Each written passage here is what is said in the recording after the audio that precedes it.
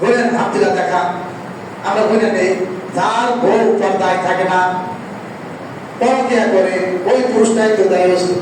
অধিকাংশ মানুষ এখন পরকিয়ার সাথে জড়িত, আর পরকিয়ার সাথে জড়িত তওবা করে যদি না আসে তাহলে কি তার ইবাদত কবুল হবে? আল্লাহ তাআলা বলেন মিন ক্বাবলি আইয়াতাকুমুল আযাব, আত্মসমর্পণ করো আল্লাহর কাছে, আযাব আসার পূর্বে। আল্লাহ তাআলা কি বলেন? আযাব আসার পূর্বে। মানুষ যখন অসুস্থ হয়ে যায়, দেখেন আপনারা যখন আমি যখন অসুস্থ হই, আল্লাহ বাঁচাও, আল্লাহ সেবা দাও, আমি আর জীবনে খারাপ কাজ করবো না। আস্তে আস্তে যখন আল্লাহ ওই মানুষটাকে সুস্থ করেন, আবার ওই মানুষটা খারাপ কাজে জড়িত হয়ে যায়। আল্লাহ বলেন আযাব আসার পূর্বে, মৃত্যু আসার পূর্বে তুমি সাবধান হয়ে যাও। যদি আযাব এসে যায় তখন আর তোমার তওবাও কাজে লাগবে না। আমার ভাইরা, আল্লাহর আযাব কি সহ্য করতে পারবেন? হাসরের ময়দানে জাহান্নামের মধ্যে সবচেয়ে হালকা শাস্তি যাকে দেওয়া হবে তাকে একটা স্যান্ডেল পরিয়ে দেওয়া হবে। ওই স্যান্ডেলের ফিতা দুইটা থাকে শুধু আগুনের, তার উত্তাপে ক্ষেত্রের মধ্যে যখন পানিগুলো টক টক করে ফুটতে থাকে, তার এই মাথার মগজগুলো টক টক করে ফুটতে থাকবে, আর মায়ের পড়তে থাকবে। ওই মনে করবে, ওই লোক মনে করবে জাহান্নামের সবচেয়ে বড় আযাব তাকে দেওয়া হয়েছে, অথচ সবচেয়ে হালকা আযাব তাকেই দেওয়া হয়েছে। সহ্য করতে পারবেন? পারবেন না। পানি পানি পিপাসার জন্য ছটফট করতে থাকবে, পানি পাবে না। এমন গরম পানি তাকে দেওয়া হবে, পানির কারণে তার ভিতরের নাড়িভুঁড়ি পিছনের রাস্তা দিয়ে বেরিয়ে যাবে। আবার বলবে ঠান্ডা পানি, ঠান্ডা পানি, এবং বরফযুক্ত পানি দেওয়া হবে। তারপরে বরফের কারণে তার পানিগুলো আবার পিছন দিয়ে বেরিয়ে যাবে। সুবহানাল্লাহ, এমন ফিহা ওয়া লা ইয়াহইয়া, বাঁচতে পড়ে যাবেন না। এমন শাস্তি দেওয়া হবে জাহান্নামের মধ্যে, মরবে না, বাঁচবে না, চামড়া পরে ছাক্কার পুষ্টিভূত হয়ে যাবে। আমার আল্লাহ তাবারক ওয়া তাআলা নতুন চামড়া তৈরি করে দেবেন।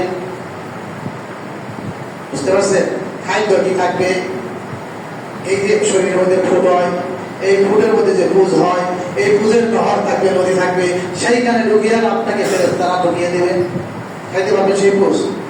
এমন খাবার থাকবে আমাদের বাবাদের মাসিকের সময় যে দুর্গন্ধযুক্ত রক্ত প্রবাহিত হয়, তার নদী থাকবে, সেইগুলো আপনাদেরকে খাওয়ানো হবে, পারবেন খাইতে। সাক্ষ্য নামে একটা বৃক্ষ থাকবে, সেই বৃক্ষ খাইতে দেবে, মুখে দেওয়ার পর উপরে যাবে না, নিচে আসবে না, সেইটাকে খাইতে পারবেন। আগুনের পোশাক আপনাকে পরিধান করানো হবে, করতে পারবেন। তাহলে যদি না পারেন, সেই শাস্তি যদি সইতে না পারেন, তাহলে কেন ফজরের সময় আসলেন না? বলেন, নিশ্চয় সইতে পারবেন। এই জন্য আসেন নাই। আল্লাহ বলেন শরীয়তের প্রত্যেকটা বিধানকে তুমি মেনে নাও। আযাব আসার পূর্বে আপনি যখন বলে যাবেন, তখন আপনি আর ভালো কাজ করতে পারবেন না। তবে কিছু কাজ যদি জীবিত অবস্থায় করেন, সেটা ভিন্ন কথা। যখন তুমি এই অপবিত্র অবস্থায়, কাফের অবস্থায়, বেনামাজি অবস্থায় মারা যাবা, তখন কোন জায়গায় থেকে তুমি আর সাহায্য পাবে না।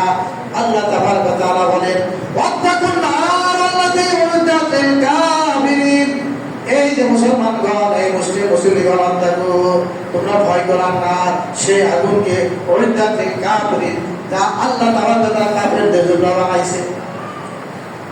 এখন কাফের যারা, আপনারা মনে করেন হেদুরা কাফের, আপনারা কাফের না। আমি দুর্গার শুরুতেই বলেছি, মান তারাকা সালাত মুতাআম্মিদান ফাকাদ কাফার, যে ব্যক্তি ইচ্ছাকৃতভাবে ফরজ নামাজগুলো ত্যাগ করে সে কুফরি করলো। এই সমাজের কয়েকজন মানুষ নামাজ পড়ে, এই যে মসজিদে এতগুলো মানুষ দেখা যায়, আপনারা কি ৫ ওয়াক্ত নামাজ পড়েন?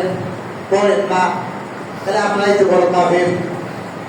আল্লাহ তাবারক ওয়া তাআলা একবার নয়, দুইবার নয়, তিনবার নয়, ৮২ বার কোরআনের মধ্যে বলেছে আকিমুস সালাহ, নামাজ কায়েম করো। কোথায়? বাসার ভিতরে, মসজিদে এসে জামাতের সাথে নামাজ কায়েম করতে বলছি।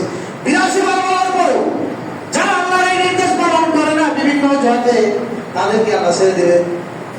ছেড়ে দেবে? আজকে যারা ফজরে আসেন নাই, তারা কি আল্লাহ কি বলবে? আল্লাহ জাগনা ভাই নাই, এটা বলবে?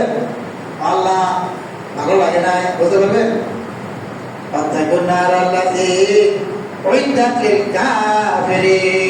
সেই জাহান্নামের আগুনকে ভয় করে যে আল্লাহ তাবারক ওয়া তাআলা কাফেরদের জন্য বানাইছেন। আল্লাহ তাবারক ওয়া তাআলা বলেন ইন্না আ'তাদনা লিল কাফিরিনা সালাসিলা ওয়া আল্লালা ওয়া সাইরা।